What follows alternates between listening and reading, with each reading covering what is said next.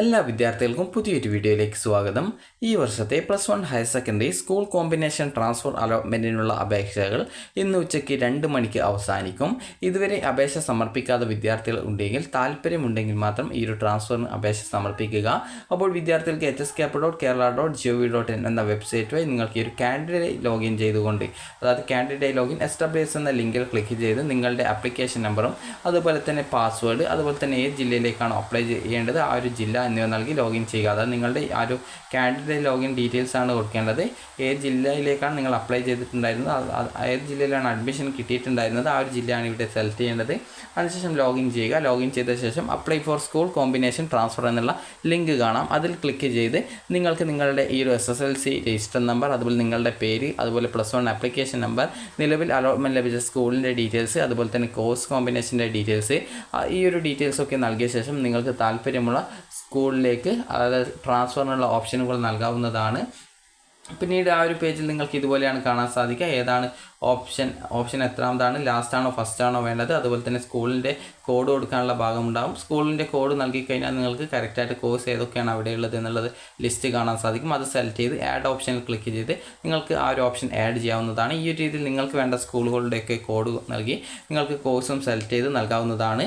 അതുപോലെ തന്നെ വിദ്യാർത്ഥികൾ പ്രത്യേകം ശ്രദ്ധിക്കേണ്ട കാര്യം, നിങ്ങൾക്ക് താല്പര്യമുള്ളത്, അതായത് അലോട്ട്മെൻറ്റ് കിട്ടിക്കഴിഞ്ഞാൽ നിർബന്ധമായിട്ടും മാറും എന്ന് ഉറപ്പുള്ള സ്കൂളുകളിലും കോഴ്സുകളിലേക്കും മാത്രമേ ഓപ്ഷൻ നൽകാവൂ.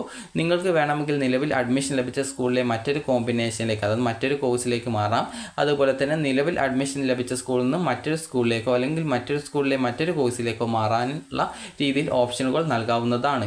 അപ്പോൾ നിങ്ങൾക്ക് താല്പര്യമുള്ള രീതിയിൽ നിങ്ങൾക്ക് ഓപ്ഷനുകൾ വെക്കാം. കോഴ്സ് മാറണമെന്നുണ്ടെങ്കിൽ ആ രീതിയിൽ കോഴ്സ് മാറാനും ഓപ്ഷനുകൾ നൽകാവുന്നതാണ്. അപ്പോൾ സ്കൂൾ വൈസ് വേക്കൻസീസ് എന്നുള്ള ക്ലിക്ക് ചെയ്ത് നിങ്ങൾക്കിവിടെ നിങ്ങൾ ഏത് ജില്ലയിലാണോ അഡ്മിഷൻ നിലവിൽ നേടിയിട്ടുള്ളത് ആ ഒരു ജില്ലയിലെ സ്കൂളുകളിലെ വേക്കൻസി അറിയാൻ സാധിക്കും. ഇതിൽ നിന്നും നിങ്ങൾക്ക് താല്പര്യമുള്ള സ്കൂളിൻ്റെ കോഡ് ഇവിടെ ബ്രാക്കറ്റിൽ സ്കൂളിൻ്റെ പേരിൻ്റെ കൂടെ നൽകിയിട്ടുണ്ട്. അതിനോടൊപ്പം തന്നെ നിങ്ങൾക്ക് ആ ഒരു സ്കൂളിലുള്ള കോഴ്സുകളുടെ ഡീറ്റെയിൽസും മറ്റും കൊടുത്തിട്ടുണ്ട്. ജസ്റ്റ് നിങ്ങൾ കറക്റ്റായിട്ട് അത് പരിശോധിക്കുകയും അതിനുശേഷം നിങ്ങൾക്ക് അപ്ലൈ ചെയ്യാൻ പറ്റുന്ന സ്കൂളുകളിലേക്ക് ഓപ്ഷനുകൾ നൽകുകയും ചെയ്യുകയാണ് ചെയ്യേണ്ടത്. അപ്പോൾ വിദ്യാർത്ഥികൾ ശ്രദ്ധിക്കേണ്ട പ്രധാനപ്പെട്ട കാര്യം എന്ന് പറയുന്നത്, ട്രാൻസ്ഫർ കിട്ടിക്കഴിഞ്ഞാൽ നിങ്ങൾക്ക് അത് ക്യാൻസൽ ചെയ്യാനോ ഡിലീറ്റ് ചെയ്യാനോ സാധിക്കില്ല.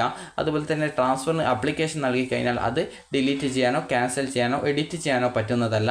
അതുകൊണ്ട് തന്നെ ആപ്ലിക്കേഷൻ കൺഫേം ചെയ്യും മുമ്പ് നിങ്ങൾ നൽകിയിട്ടുള്ള ഓപ്ഷൻസ് ഒക്കെ നിങ്ങൾക്ക് താല്പര്യമുള്ള സ്കൂളുകളും അതുപോലെ തന്നെ കോഴ്സുകളും ആണ് എന്നുള്ള കാര്യം വിദ്യാർത്ഥികൾ പ്രത്യേകം ഉറപ്പുവരുത്തുക. നൽകിയിട്ടുള്ള കോഴ്സുകളും സ്കൂളുകളും മാറിപ്പോയിട്ടില്ല എന്നുള്ളത് കൂടി പ്രത്യേകം ഉറപ്പുവരുത്തേണ്ടതാണ്. നിങ്ങൾക്ക് താല്പര്യമുള്ള ഒരു ഓപ്ഷൻ ആയിരുന്നാലും നിങ്ങൾക്ക് ഓപ്ഷനായിട്ട് നൽകാവുന്നതാണ്. അതുപോലെ തന്നെ നിങ്ങൾക്ക് താല്പര്യമില്ലാത്ത സ്കൂളോ കോഴ്സോ വെക്കേണ്ടതില്ല. പലരും നിങ്ങളോട് പറഞ്ഞിട്ടുണ്ടാകും കൂടുതൽ ഓപ്ഷൻ വെച്ചാലാണ് ട്രാൻസ്ഫർ കിട്ടുക എന്നുള്ളത്. അങ്ങനെയൊന്നുമില്ല. നിങ്ങൾക്ക് താല്പര്യമുള്ള ഓപ്ഷൻസ് മാത്രമേ ട്രാൻസ്ഫറിന് വെക്കാവൂ. അല്ലാതെ താല്പര്യമില്ലാത്ത കോഴ്സ് കൊണ്ടുപോയിട്ട് ട്രാൻസ്ഫർ കിട്ടണമെന്ന് കരുതി ഓപ്ഷനായിട്ട് വെക്കരുത്. നിങ്ങൾക്ക് താല്പര്യമുള്ള സ്കൂളും കോഴ്സും മാത്രമേ ഓപ്ഷൻസ് ആയിട്ട് കൊടുക്കാവൂ. ഇനി വിദ്യാർത്ഥികൾ ചോദിക്കുന്ന കാര്യമാണ്, സെക്കൻഡ് ട്രാൻസ്ഫർ ഉണ്ടോ എന്നുള്ളത്. സെക്കൻഡ് ട്രാൻസ്ഫർ ഉണ്ടായിരിക്കുന്നതാണ്.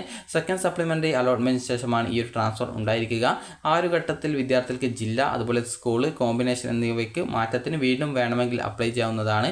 നിലവിൽ കോഴ്സും സ്കൂളും മാറാനായിട്ട് ഈ ഒരു ട്രാൻസ്ഫറിന് അപ്ലൈ ചെയ്യുക. അതുപോലെ തന്നെ ഫസ്റ്റ് ഓപ്ഷൻ അലോട്ട്മെൻറ്റ് ലഭിച്ചവർ, അതുപോലെ തന്നെ സ്പോർട്സ് കോട്ടയിൽ അഡ്മിഷൻ ലഭിച്ച വിദ്യാർത്ഥികൾ എന്നിവർക്ക് സെക്കൻഡ് ട്രാൻസ്ഫർ അലോട്ട്മെൻറ്റിൽ അപേക്ഷ സമർപ്പിക്കാൻ സാധിക്കും. അതുപോലെ നിലവിൽ ട്രാൻസ്ഫറിന് അപേക്ഷിക്കുന്ന വിദ്യാർത്ഥികൾക്കും ആവശ്യമെങ്കിൽ ആ ഒരു ഘട്ടത്തിൽ സെക്കൻഡ് ട്രാൻസ്ഫറിനുള്ള അപേക്ഷ നൽകാൻ സാധിക്കുന്നതാണ്.